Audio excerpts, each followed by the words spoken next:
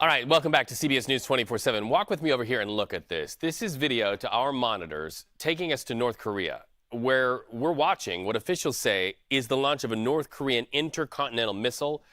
In fact, on the ground watching this very thing was Kim Jong-un of North Korea. He said that this was, quote, an appropriate military action. Now, let's talk about timing here. It was just one day after U.S. officials detected that North Korean troops are in Russia and in Russian uniforms making their way towards Russia's border with Ukraine. And we're seeing real-time response by the U.S. military, by the way, in joint aerial drills alongside South Korean air forces. U.S. leaders condemning North Korea's actions, urging North Korea to do this very thing, and that is to refrain from what they call further unlawful and destabilizing acts. But let's go live to CBS News senior national security correspondent Charlie D'Agata. Charlie, I've seen this before on the Korean Peninsula. I've reported from South Korea many, many times. And when this happens, it always raises concern, but this time it feels different. Why? Well, first of all, we got to look at the timing, right? So the South Korean defense minister is here. He was discussing this. He actually said that North Koreans would be firing a missile soon. We didn't expect it to happen that day.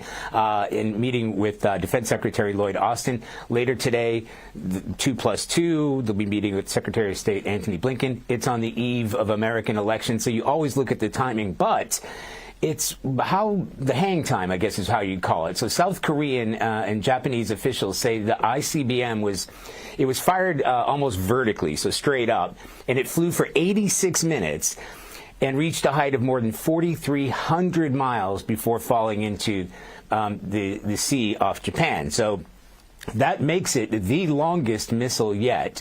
And the North Koreans have shown in previous tests that they had the kind of reach to reach mainland United States. What some analysts are saying is now they're testing a missile, an ICBM that can carry a larger warhead, and that's what's causing concern, not just on the peninsula, but other places as well.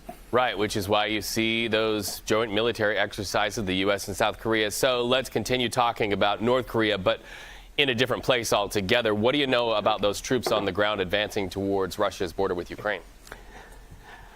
Yeah, so we learned this yesterday from the Defense Secretary, Lloyd Austin. He said that there are about 10,000 North Korean troops, they estimate. The South Koreans have been saying this for a while. The Americans have now confirmed it. President Zelensky has been warning that this is happening, of about 10,000.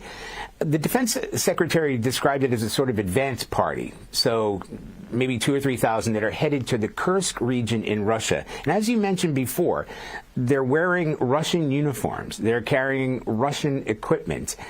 The question is, are they going to cross over into Ukraine and fight Ukrainians there, or are they going to fight Ukrainians who have done that incursion in Kursk itself, which may change the calculus a little bit. But the Defense Secretary said he believes there's high likelihood that these soldiers, for what they're worth, will be engaged in combat. And if they are, they would be considered co-belligerents, is the term they're using. And they would be at risk of injury or death, and they can be fired on by anything that Ukraine has in the arsenal, including U.S. weapons. Charlie D'Agata, thank you so much for that report. We continue watching this story. We will for many days here on CBS News 24/7. The big question, what does it all mean?